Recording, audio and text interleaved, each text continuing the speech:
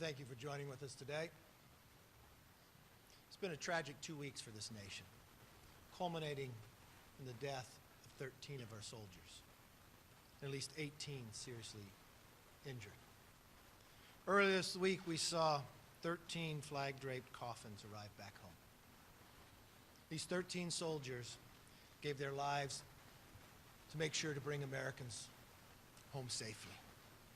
They were the best of us, and we will never, ever forget, and we will always remember them as heroes. Today on the floor, we took a moment to honor them. We had hoped to have an opportunity to be recognized, to move a bill by veteran Mike Gallagher. It's very simple what we're requesting. We listened yesterday to General McKenzie say American troops have left Afghanistan, but we did not get everybody out that we wanted to get out. I heard the Pentagon say the time just wasn't there to get more Americans out. But let me be crystal clear. This isn't the U.S. government's timeline, it's the Taliban's timeline.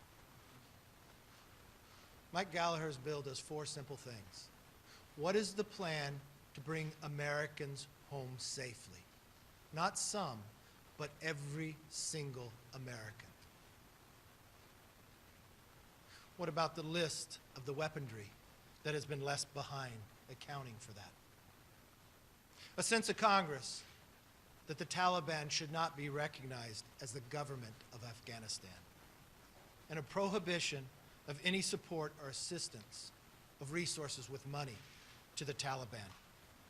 Every member with me today has that simple question. The majority of every member behind me is a veteran.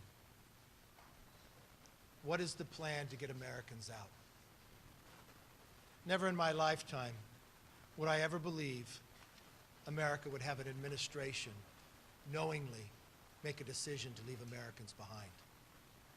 Whereas just 2 weeks ago, the President promised this nation that he would not leave until every single American was out.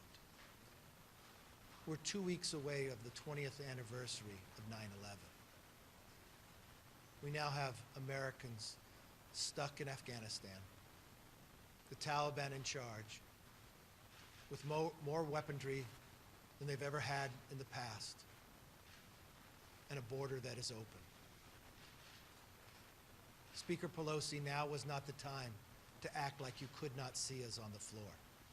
Now was not the time to hide. We are a co-equal branch.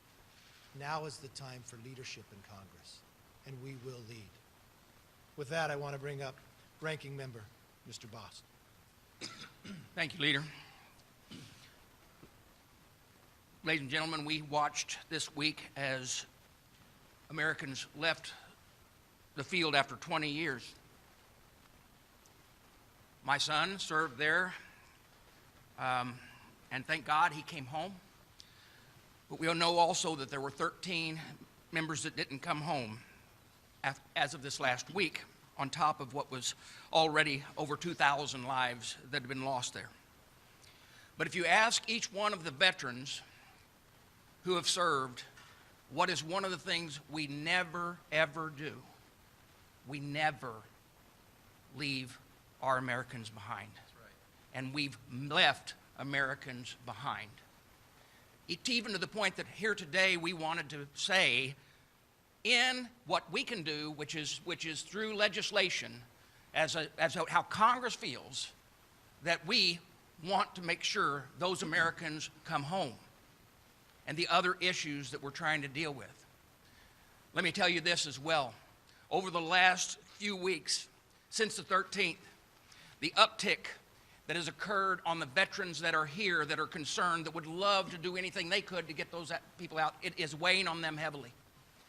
We have seen an increase of 7% on the call-in for the hotline, for the suicide hotline for veterans. We saw a uptick of 40% on the chat text line and a doubling on the chat line. There's clearly veterans out there struggling here at home as well. Now, I want to make sure that you know and everyone here knows and understands that the veterans themselves should not feel that their service was in vain. What they did was they protected this nation, and they protected this nation for 20 years from any terrorist attack. But it is vitally important that if you have a loved one who is a veteran or a friend that is a veteran, that if they are in need, that they should call the hotline at 1-800-273-8255 or text 838-255. We want to be there, we want to serve them, but we also want to get our American citizens out of Afghanistan and do it as quickly as possible. And with that, I want to yield to the ranking member, Mike McCall. No, thank you so much. Thank you, Leader. Thank you to all the veterans behind me. Several weeks ago, I said that this president will have blood on his hands. This week, we had 13 servicemen come home in flag-draped coffins at Dover Air Base. Last night, our planes left in the middle of the night. We left Afghanistan as the Taliban celebrated their victory. And we've all seen the images and how sickening it is that we had an unconditional surrender to the Taliban. This president announced a complete withdrawal with no conditions, time certain. That was a surrender of the United States to the Taliban. Now they are celebrating their victory over the United States of America. I never thought I would see this in my life. It's embarrassing, it's shameful, it's wrong to our veterans who served so well. We've emboldened our adversaries, and we've weakened our alliances. As has been said, the military has a saying, no man left behind, no one left behind. What is so hard to watch, and I spent this last weekend on the phone, as many of my colleagues did, with State Department, DOD, White House, trying to get these people out last weekend, trying to get our Afghan partners out, American citizens out.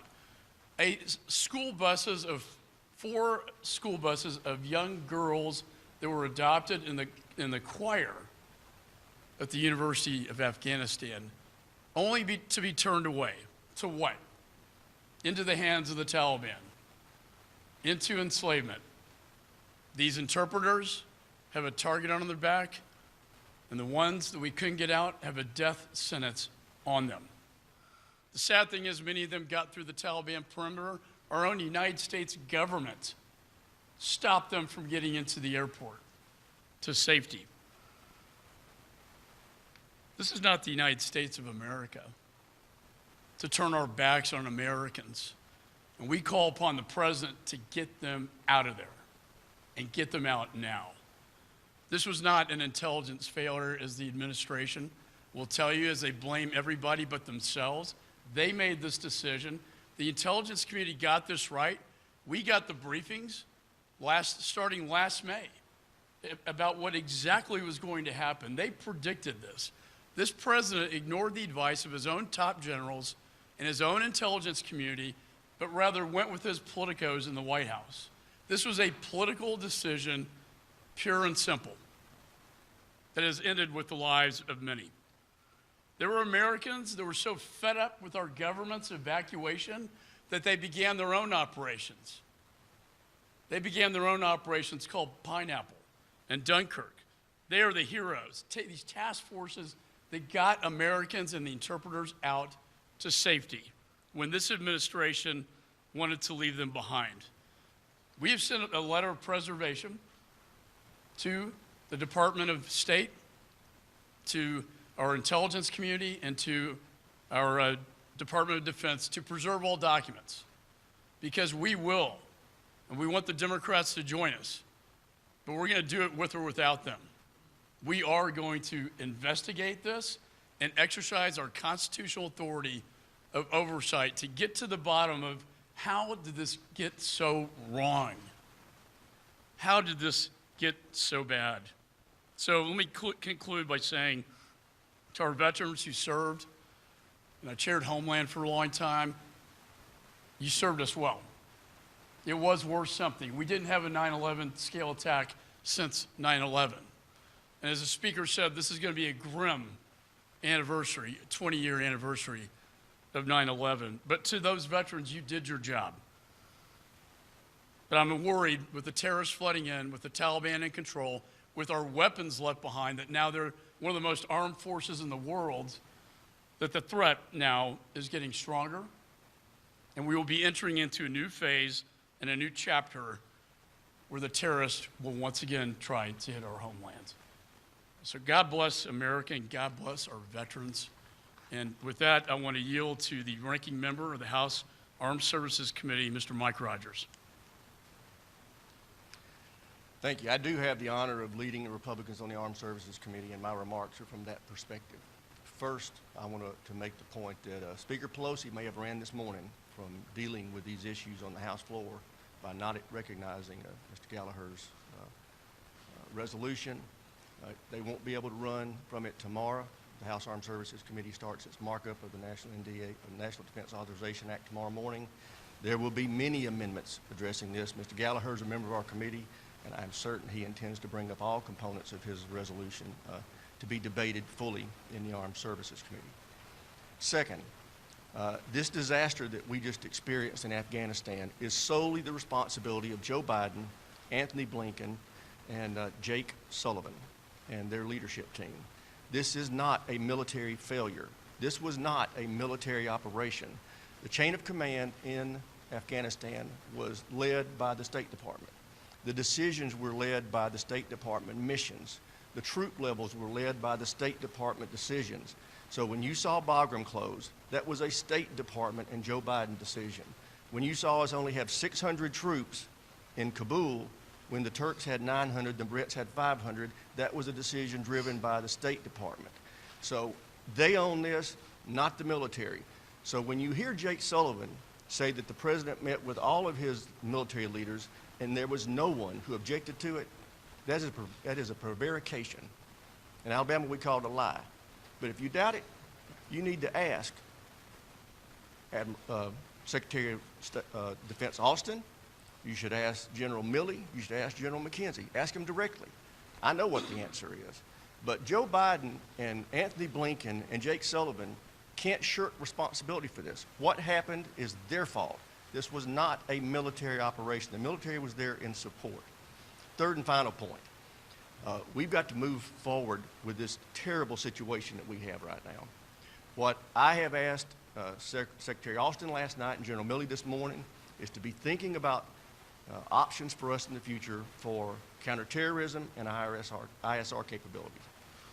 The fact is that now that we are out, we have no eyes and ears on what's going on in Afghanistan. This over-the-horizon suggestion that Anthony Blinken has talked about is ridiculous. If we fly out of Qatar or Oman, you're looking at having to fly down to the Arabian Sea and then over Pakistan to get in. It's a 7 to 8 hour flight. You might have an hour or 2 hours of coverage. That is not effective. And that's assuming that Pakistan will continue to allow us to fly over. We all know the Taliban is nothing but a Pakistan proxy, and we don't know that we'll continue to have that privilege. We have to have a base somewhere in Afghanistan. This idea that one of the other stands is going to allow us to have basing, Russia and China will never let that happen. We have to have something in the stands. So I've charged both of them with coming up with proposals for us. We have got to deal with this counterterrorism and ISR vulnerability, or we will have another attack on our soil, and that's not an option. So thank you very much for your time. And I now yield to Mr. Gallagher, a member of the Armed Services Committee. On November 24th, 2019, then former Vice President Biden tweeted, "It's time we remember who we are as Americans. We leave nobody behind, and we give hate no safe harbor." Well, yesterday, President Biden left hundreds of Americans behind and gave safe harbor to the hate of a fundamentalist terrorist Taliban regime. And I think what makes this more tragic, with the death of 13 Marines, a day that will live in infamy for every Marine along with Beirut and the Mayaguez crisis, is that it didn't have to be this way. Just last week, we had an opportunity to come together as Democrats and Republicans and pass a bill that would have prevented the administration from withdrawing troops on the arbitrary August 31st surrender date until we had gotten all of our Americans out. And behind closed doors, this is exactly what many Democrats said they wanted. They pushed back on the administration. They begged and pleaded the president to abandon the Taliban's surrender date. But when the moment of truth came on the House floor, they all voted against it so as not to jeopardize the passage of Bernie Sanders' budget. Today, we had another chance to come together as Democrats and Republicans. Tried to introduce new legislation today to do whatever is necessary to save our citizens that President Biden left behind in Afghanistan, to make sure that we are not paying ransom to terrorists, to make sure that Congress has a full account of the billions of dollars worth of equipment that we left behind, and to make sure that we are not, as the administration is hinting right now, going to recognize the government, the Taliban government, going forward. And yet, when I asked unanimous consent to do that on the floor a few minutes ago, I was gavelled down. It is time for Congress to step up. Because of the administration bungling this withdrawal, it's too late to save face. We look weak, our allies are questioning our commitment, our enemies are seeking to test us. It's too late to save face. But we can still save lives. We can still get Americans out of the country, and we have to do that. We have a moral obligation as Americans to do that. This isn't a news cycle to be managed. It's not a narrative that can be spun because Ron Klain is retweeting progressive journalists and creating an echo chamber.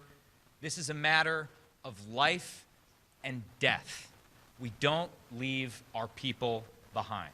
And with that, I'd like to recognize someone I truly admire who sacrificed a lot for this country, Representative Mast.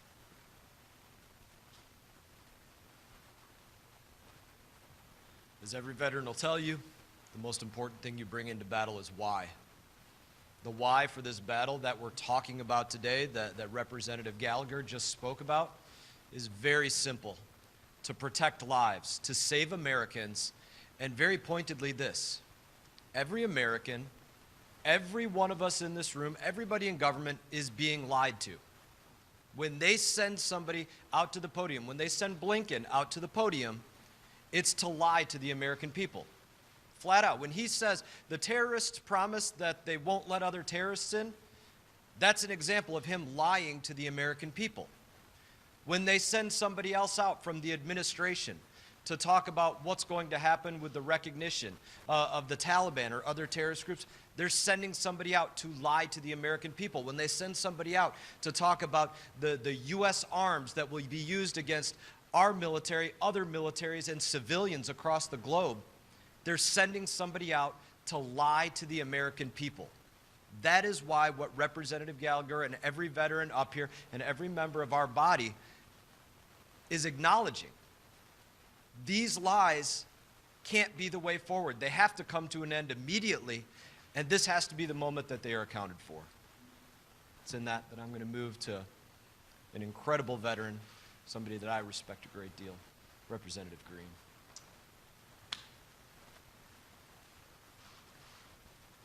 Thank you, Leader, for calling this together and for setting all this up, and to your staff. I want to thank my colleagues who stand behind me, who served their country not only here in Congress but in uniform across the globe, swearing an oath to defend our nation, our Constitution against enemies, foreign and domestic.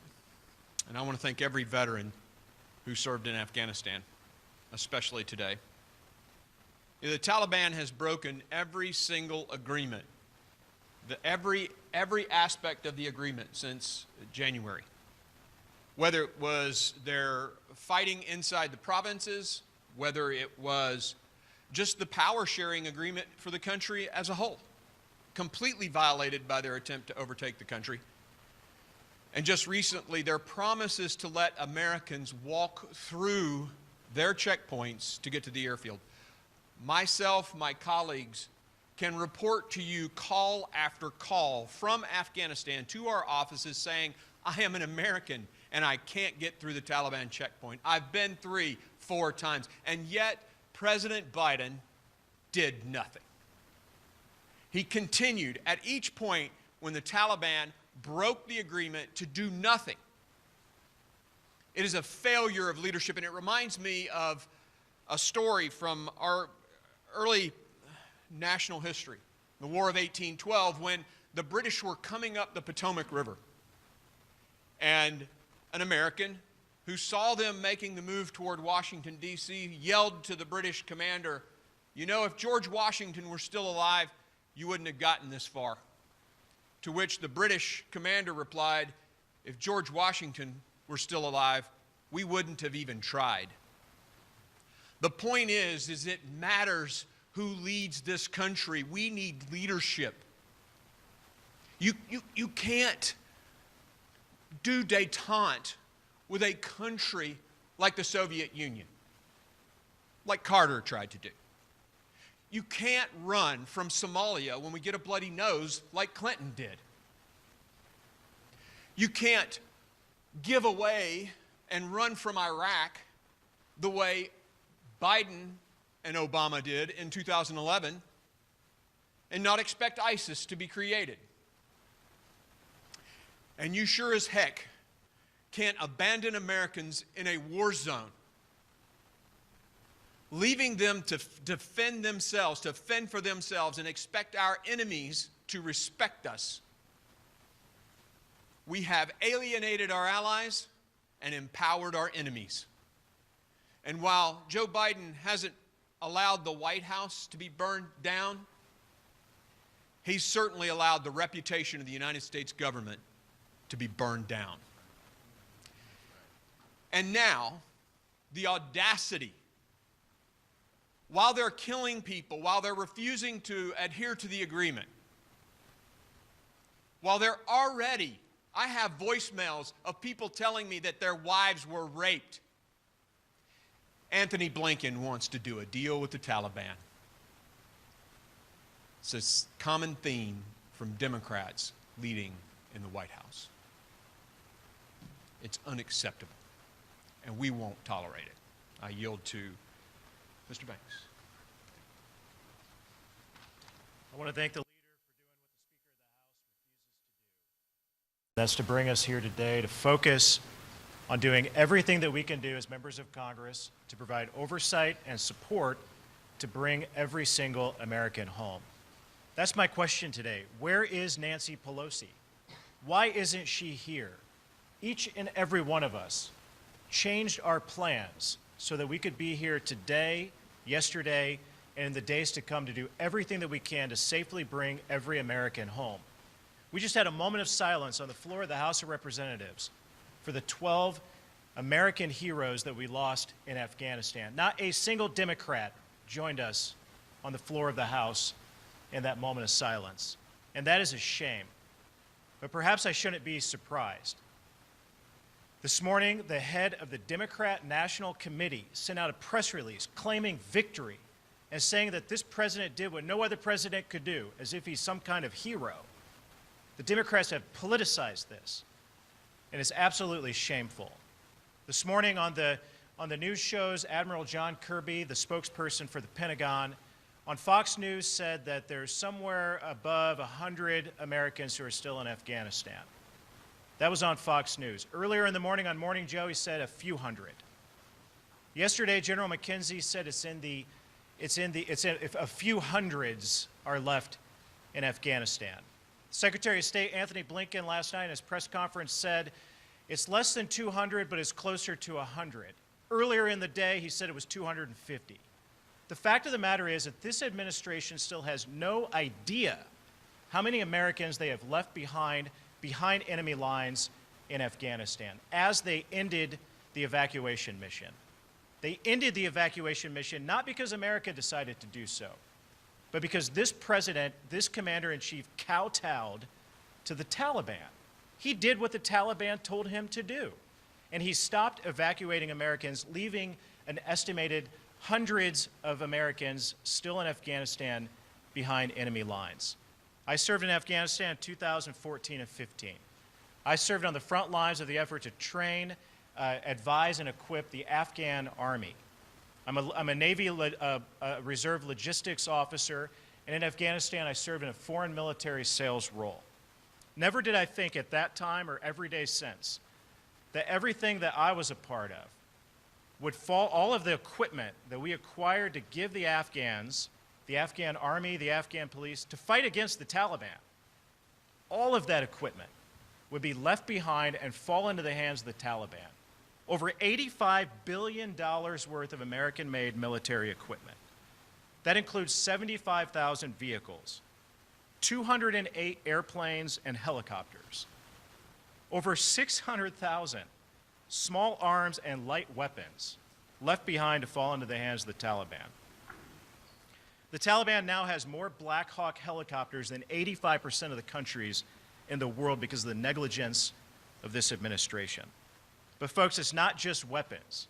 It's night vision goggles, body armor, and unbelievably, the Taliban now has the biometric data stored on biometric devices that we left behind that has the information, the personal identification information of the Afghans who served alongside us as interpreters or served in the Afghan army as a part of our mission to fight against the Taliban. This is unbelievable to me. It makes me sick to my stomach. Because you know what I think of? I think of Sergeant Major Wardell Turner, the highest ranking enlisted member in my unit who was killed in a roadside bomb while I served alongside him in Afghanistan. What would he think knowing that we left hundreds of Americans behind? What does his family wake up and think today? That we've left hundreds of Americans behind enemy lines. He never would have stood for that. He would have fought to do everything that he could to bring every American home. And it makes me sick to my stomach thinking that any life that we lost, anyone who paid a sacrifice in Afghanistan along the way has to wake up today and wonder, any family member that wake up today and wonder, why would any administration, why would any president, commander-in-chief leave any American behind? It's never happened before. This has never happened before in American history that a mission like this would be so botched that we would leave Americans behind enemy lines. We don't even know how many of them are there. So again, I want to thank the leader for doing what the Speaker of the House refuses to do. With that, I yield to a real American hero, someone who did pay enormous sacrifices in Afghanistan, Representative Crenshaw. Thank you, Jim. Thanks all for being here. Look, my last memories of Afghanistan were in June 2012, and I was blind at the time. I'd just been blown up, and but I could hear, and what I could hear was the cries from Rahman. Rahman was our interpreter who had stepped on the IED right in front of me, and he was still alive. He later died. He was the kind of guy who we're leaving behind. He was the kind of allies that we had, as people who would sacrifice for our country. As I was moved to the evac helicopter, they were laying down cover fire for me. One of those guys laying down cover fire, his name was Dave Warson. 2 months later, he was dead in a helicopter crash with one of my other best friends, Pat Feeks. You know, the question is, do these guys die in vain? It's a question a lot of our veterans are asking after this bungled exit from Afghanistan, and the answer is no. Because there was a realization that for 20 years we were keeping America safe from another 9/11. Unfortunately, our politicians never really clearly articulated that to the American people. And that lack of communication resulted in this mess that we're in now. There's going to be a reckoning for the decisions that led up to this. But you know, we talk about accountability in the SEAL teams quite a bit. Hyper accountability, really. Everything is your fault, even if it's not, because it must be. That's leadership. Accountability for your actions, accountability for what went wrong, admission that something went wrong. How about that? And then doing things, taking actions to fix it. That's what we've been asking for weeks. When we still had a chance, I asked this administration, go back on offense, reset the chessboard. You've screwed things up, admit it. Now reset the chessboard and regain our leverage. They said no. They wanted to stick to their arbitrary surrender deadline, and they left. So what is today about? It's about fixing this. It's about taking action. But first, the administration has to admit it's wrong. Stop running victory laps. It's like the arsonist claiming they did a really great job putting the fire out, when in fact there's actually still people inside. That's the kind of analogy that we have here. No admission that anything's wrong, running victory laps, and refusal to do anything about it. And then when we come today, the Speaker of the House can't even show up. She sent a different representative in her stead. She couldn't even show up to face us and say that she will not allow this bill to go forward. This is a common sense bill. Again, behind closed doors, Democrats have asked for the same things. Accountability of what's there, accountability of who is there, and then a plan for how we're going to get them out. Pretty simple. Just a plan. Just a recognition that there's even a problem and that we need to address it. And of course, not recognizing the Taliban. Stop giving in to the Taliban. I can't believe we even have to ask for that. I can't believe Secretary Blinken is even toying with the idea that these illegitimate terrorists could ever be recognized as a government. They're on our terrorist watch list. They were driving around our Black Hawk helicopters with our allies hanging from below them. They're going around in killing sprees, killing American citizens and allies. That's who these people are. That's who they always were. That's why we had to fight them. We ended no wars yesterday. We're still at war. And it's time that our administration actually recognizes that and recognizes that there's American citizens on the ground still at war. And we need to get them out. Thank you. And I want to introduce my brother-in-arms from the Special Operations community, Representative Mike Waltz.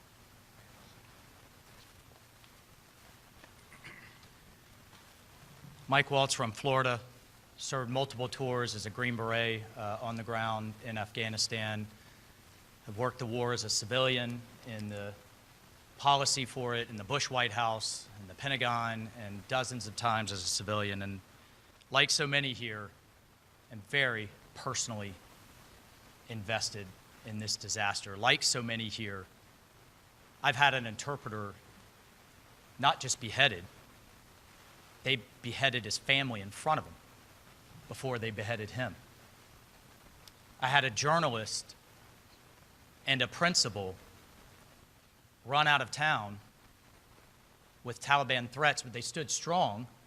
You know their crime? They were running a girls' school.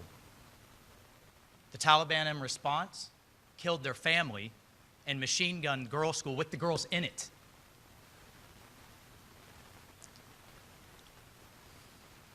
I had an Afghan soldier die in my arms, bled to death. To this day, I'm sending money to his family to make sure his 6 kids can go to school. This administration making these decisions, Blinken, Sullivan, Feiner, Psaki, we can go down the list, do not have a speck of Middle East dirt under their fingernails. They don't have a clue what this means. And now, just an hour ago, literally before walking in here, I'm on the phone, as so many of us have been, congressional offices, with veterans downrange that have buses full of Americans, citizens, green card holders, legal permanent residents, our allies that are stuck because they can't get through the bureaucracy at the State Department to get them out. Right now, through the bureaucracy. People are dying, and you all need to do your jobs for accountability. It's not just us. We have the Taliban, we have our government now engaging the Taliban, trusting them to let these people go. We have a Navy veteran, Mark Frericks, that the Taliban and the Connies have held for over the last year. Is he free to go? Is this who we're going to trust?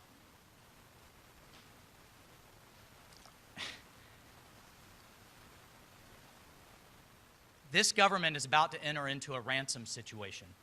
On international television, Blinken said, well, they need access to funds, billions in foreign currency reserve, international recognition, in exchange for our own people. That's called a ransom.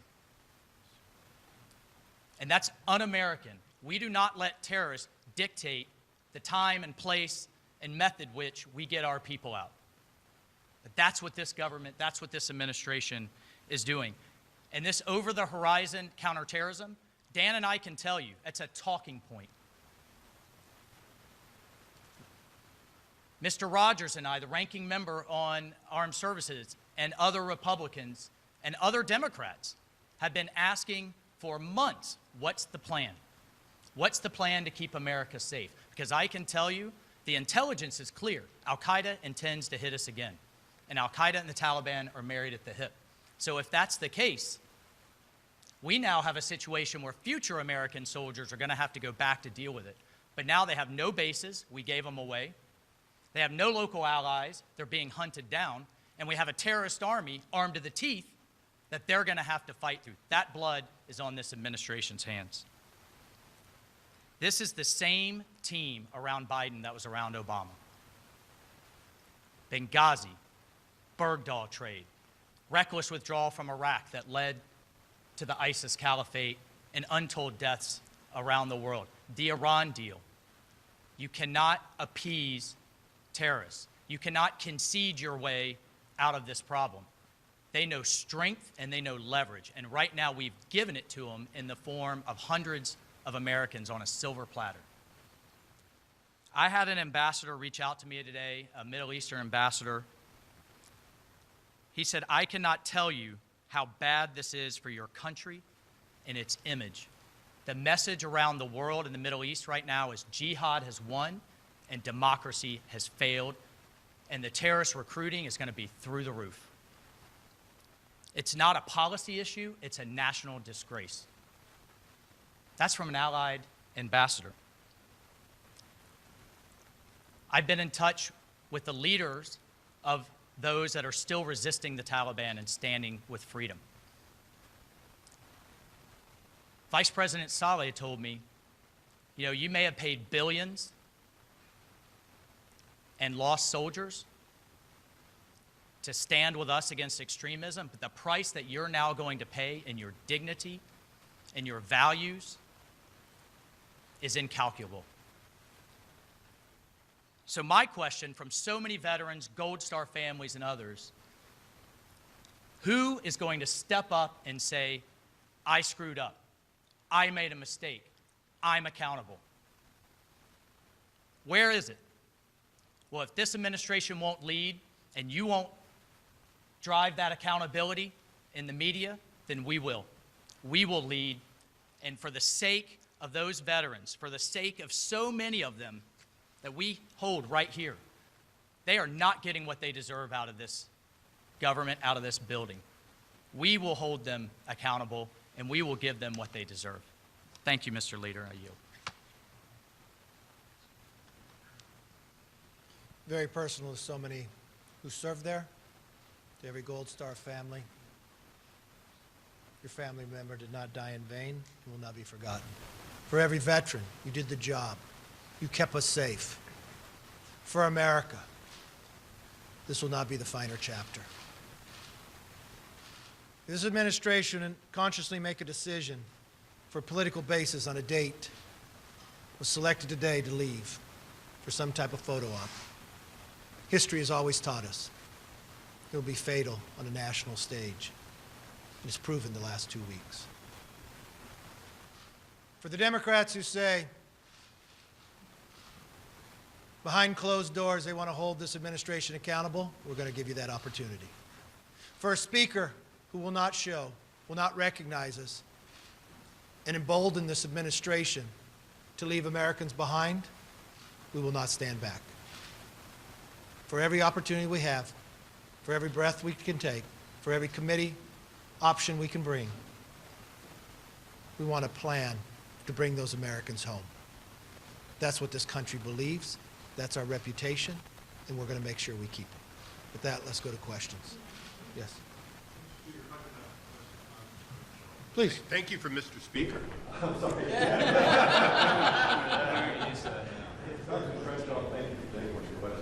What was your reaction to seeing Taliban using American military?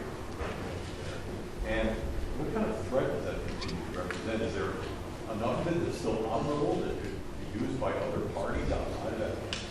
perhaps even to raise money for the Taliban if they choose to sell it. What do you thought? The feeling everybody gets is disgrace, embarrassment, anger that we allowed this to happen.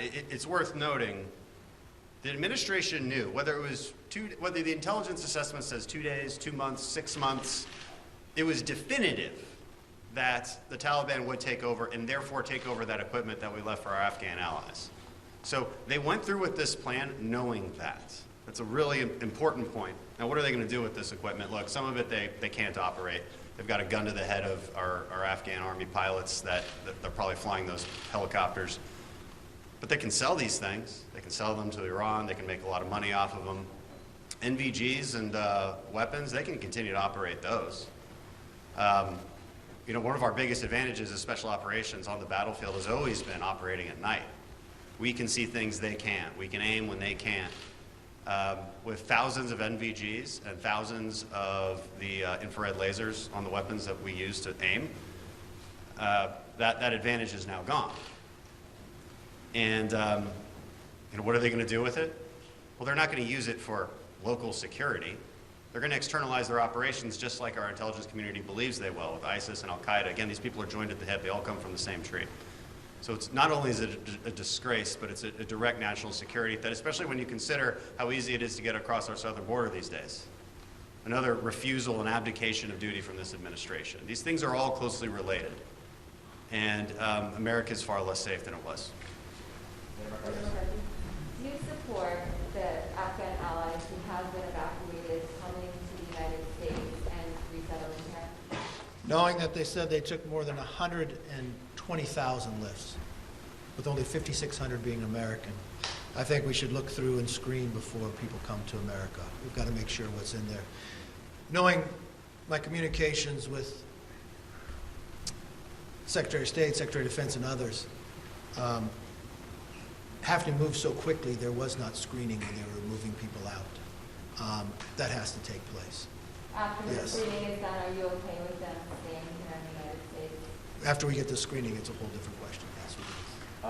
With regards to accountability to the administration, many members of your conference have called for Biden to resign or be removed by other means. Others have called for firings or resignations of Secretary Blinken, Secretary Austin, General Milley, and so on.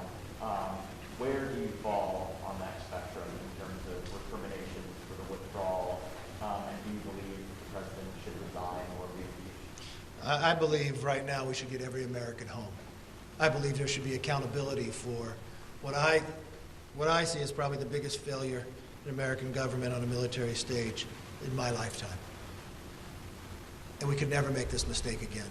And I cannot imagine any individual that is in a policy-making position knowingly made a decision politically when to leave and knowingly telling the American public 2 weeks before that they will not leave until every American's home, but decide they're going to leave Americans there.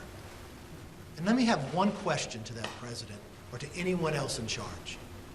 What is your plan to bring Americans home? You knowingly made a decision that you're leaving them there. You acknowledged it. Prior, a month or two before, you said there's from 11,000 to 15,000 Americans there. You say you only brought 5,600 out. You're now going to put pressure on the Taliban when we're gone to get them home? The president stood before us in a press conference and told Americans who were there to go to the airport. In less than 30 minutes, we had a conference call with his own leadership who said not to go to the airport, they're being beaten. The number of members here that their congressional districts and others worked to bring Americans home. When they went to the airport that the State Department told them to, they said the Taliban would take their papers or shoot at them and have them run back. The lies have got to stop. The accountability needs to be there. But most importantly, Americans need to be able to be brought home. This cannot be our history. This cannot be where this ends. We will not allow it. Yes. Ranking Member Rogers advocated, essentially said we have to have a base in Afghanistan. How many of you agree with the idea of having a military base in Afghanistan for 5, 10 years permanently? Do you all agree with that? I've always I've been saying that forever. Been saying that for multiple administrations. Okay, I just wanted to say, without that, do you support it? I have, let's stop for one moment within your question, since you're sitting and you're talking about individuals who serve there. They know the importance of over the horizon that the president talks about. They know the region of where it is, and they know how to deal with it now. We need to have the ability to have eyes and ears. Think about that decision to close Bagram when they did. Many individuals here will tell you the same thing when they talk to the military. The military asked for a certain number to be able to do this correctly. The administration said no and picked a much smaller number, so they had to close Bagram. What happened by losing that base? You had more than 5,000 prisoners, some that were ISIS-K, that were released while we're trying to bring Americans home. We now have an administration and a Democrat majority that made America an open border. We knowingly know that earlier this year we've caught people on the terrorist watch list, not from Central America, but even from Yemen, coming across this border. We now have more than 5,000 prisoners that were held there inside a base that, had we kept, would not be released. They wouldn't have the opportunity to come across an open border. They wouldn't have a weaponry that the administration will not give us accounting for of how much they have. We have an administration that will not give us an accounting for how many Americans are there. We have an administration that won't even give us accounting for what's the plan to bring Americans home. So I understand your question and where you want to go, but I think the priority right now is, what is the plan to bring people home? And we can look. Do you have a position yourself? I have a position that we need to have eyes and ears in that region if we want to be safe. And if the military believes the best place to be there, I have said publicly before, I would not have closed Bagram. The time, place is what they did. Yes? Tangential to that question is the question of the over-the-horizon capabilities. Right now, in the Defense Appropriations Bill, there's an amendment to sunset the 2001 AUMF. So I wanted to talk what the appetite is for curtailing those war powers and what needs to be done in that regard with the 2001 AUMF. I know that's already taken a vote on the floor. I voted against it. I think you need to modernize them, but you'd have something behind it. Right now, the only option we had on the floor, which I voted against, was to remove it. Now we've got a region that is more dangerous than it was before. We now have a region that has more weaponry and equipment than it had before. If you're going to remove it, you ought to have something behind it. So I think a modernization after 20 years is appropriate, but to remove it totally, I think keeps the country less safe. Leader, can I say something about AUMF? Yes, go right ahead. Yeah. You go back and you look at Come into the microphone. You look at our Foreign Affairs Committee and realize this, that repeal of the AUMF, they had one hearing, and they had an academic, I believe, from Harvard, Yale, and NYU. They didn't bring in one military general, past or present. They didn't bring in one secretary.